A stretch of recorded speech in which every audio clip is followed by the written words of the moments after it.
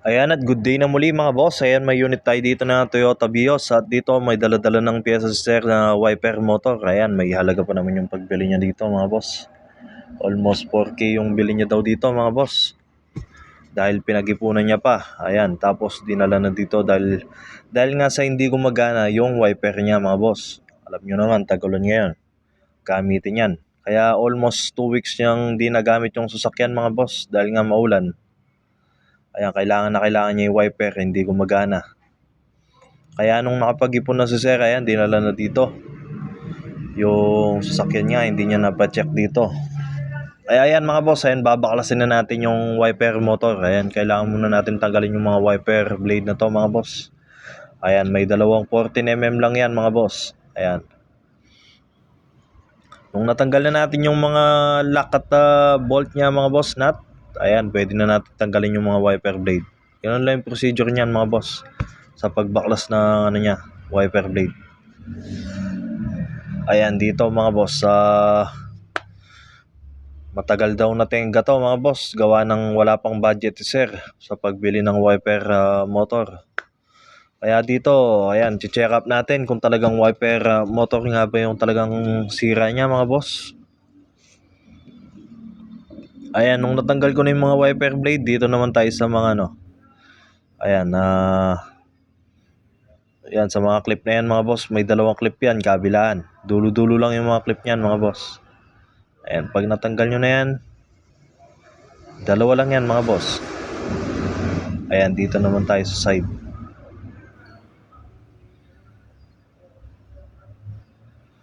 Ayan, brand new pa naman yan. Ayan, tatanggalin din natin yung mga side na yan mga boss.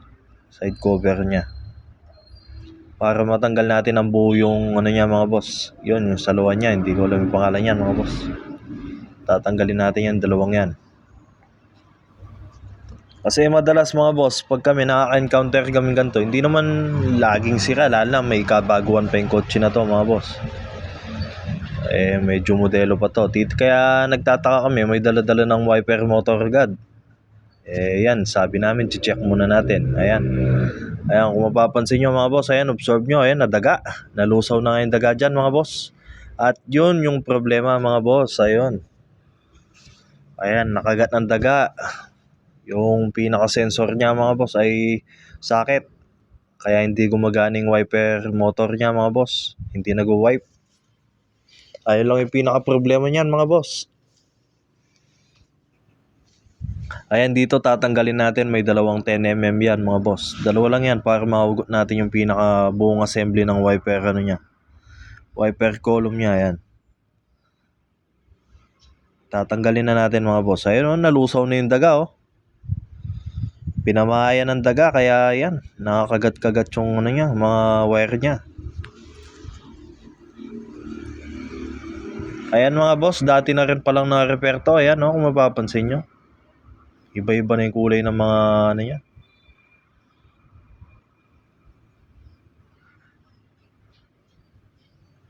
Ayan dito, ayan, tatanggalin lang natin to mga boss. Yan yung pinakapapasukan ng niya mga boss. Ayan, baho niyan mga boss. Ayan, tsinaga natin, gawa ng kailangan muna natin linisin. Balansang di natin alam kung anong, di ko may paliwanag yung amoy. Ayan, ayusin natin yung wiring niyan mga boss. Ayan, kung may unit kayong ganito mga boss at ganito rin yung issue, advice ko, isa-isa nyo mga boss. May color coding naman yan. Isa-isa yung baklasin mga boss. Tapos yun, pagtatapat-tapat nyo lang. Ganyan lang yung diskarte dyan mga boss. Dahil pag pinagsabay-sabay yung babaklasin, baka magkanda leche-leche. Hindi nyo may balik na maayos kung saan yung pinakatapat ng wire nya. Kaya kung gusto nyo naman baklasin lahat, picturein nyo na lang mga boss. Ayan, dito pinalitan ko rin yung mga luma niyang mga boss. Dahil nagka-corrosion na mga boss. Nalulusaw na yung mga wire na nilagay na dati. Pinalitan na natin ang bago mga boss.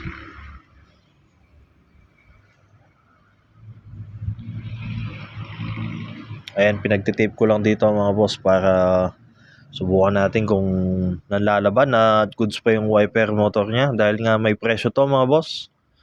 Kaya kinuha na lang muna natin sa repair.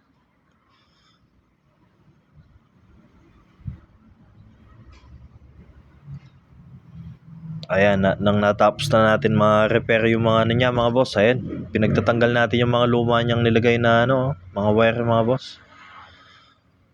Pinalitan natin ng bago mga boss. At yan yung nakuha natin pataba mga boss.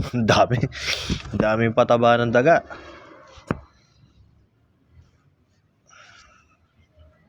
Ayan, dito binaba ko lang mga boss para syempre lilinisin natin yan bago natin kompletuhin. At ititape pa natin ng buo yan mga boss. At syempre susubukan muna natin kung nanlaban ba yung ginawa natin, i-repair natin. Ayan, pinasok lang natin sa pinaka-bushing mga boss. Tapos itugma lang natin yung 2 bolt na 10mm. Yan sa pag-install ng column na to mga boss, ng wiper column.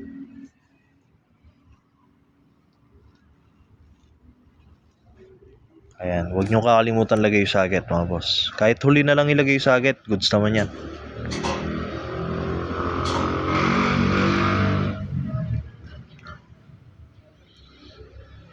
Lagay nyo yung mga bolt mga boss pag pinapagana nyo yung wiper.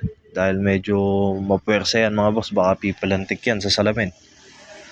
Para sure ball lang tayo, ilagay lang natin yung mga bolt. Kaya kung nakadanas kayong ganito mga boss na bigla na lang namatay yung wiper nyo, ayan, pwede nyo i-double check mga boss. Buksan nyo yung ano nyo. Buksan nyo, check mo, baka maka-encounter kayo ng ganito. Nadaga lang mga boss, nangangat-ngat. At dito mga boss, ayan, suswitch on ko lang tapos papandarin ko yung wiper. Dahil kanina hindi ko na lang na-video, hindi na gumaganing wiper niya. Yun nga, almost 2 weeks. Ayan, at kung mapapansin nyo mga boss, may gumagana na dyan. Pinapabilisan ko lang mga boss. Ayun o, swabe pa, di ba? O, ibig sabihin, goods pa yung ano niya, wiper. Tsaka sa bago niyang to mga boss, hindi basta-basta matatama niya. Danas na namin dito yan. Kung may kalumaan yung unit, pwede pa. Kaso ito, modelo pa to mga boss. Kaya yan mga boss, nung napansin na natin na goods na, kumpleto, pinagtitape ko na ng maayos yung ano niya dito. Tatambakan na natin, tsaka natin lilinisin yung ano. Lilinisin natin yung pinamahayan ng daga mga boss. Tatanggalin ko muna yung ano, column na to mga boss. Assembling wiper. Ayan. Pati socket dahil ipo-full tape na natin, full blast na natin yung mga pinag-wirings natin mga boss. Ayan, at kung mapapansin nyo dito, ayan, pinagbabrush ko pa yan mga boss. Dahil nga sa dumi-dumi. Bawon, lansa, ayan no. Full blast ko na rin, na-tape ko na rin yung pinaka-socket niya mga boss. Kaya ito, yan no, dami pang pataba dito mga boss. Pwede na natin kompletuhin to. Ayan si sir, ayan. Sinuggest na lang natin na ipapalit na lang mga boss. Ibalik na lang yung nabili niyang pyesa mga boss. Di naman din nagalaw eh. Kaya all goods daw. Pwede naman daw ibalik. Kung sakaling ayaw ipapalit ng pera, papalit na lang ng pyesa. Ayan, dahil may presyo yun. Laking tuwa ni sir, yun lang daw yung pinaka ano niya. Buti yun lang. Dahil may presyo rin, pinag-ipunan niya pa yan mga boss. Ayun, laking tuwa dyan ni sir.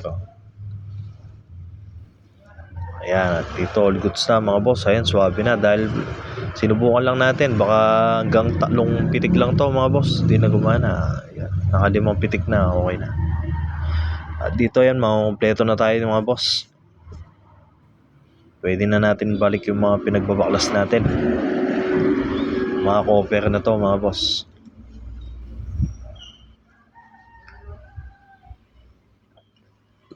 Ayan, dito fast forward mga boss. Ayan, pinag-install ko na yung mga cover na ano, pinagtatanggal natin kanina mga boss.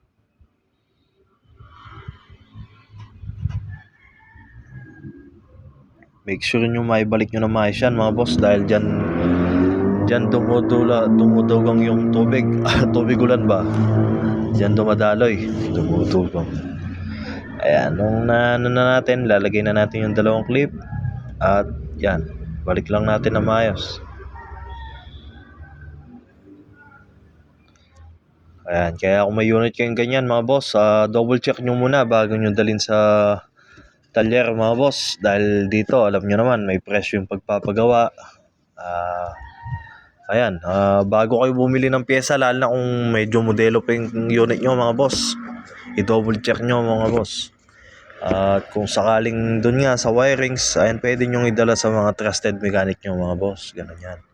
At least di kayo mapapagastos sa motor, di ba? Kamukha niyan, hindi alam ni sir na wiring lang pala yung problema ng ano niya mga boss. Bumili-bili pa siya ng hindi pa ginamit ng 2 weeks.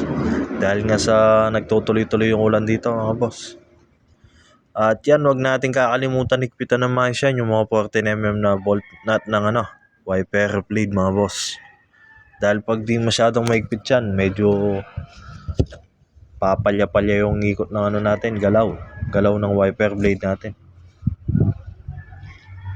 Katamtamang higpit lang naman yan mga boss. At nung naigpitan na natin, make sure yung ibalik natin yung mga tagip ng wiper blade. Dahil mga ngalawang yan, pag di natin binalik yung mga walang mag-shield sa tubig ng 14mm mga boss, magpupondo dyan yung tubig.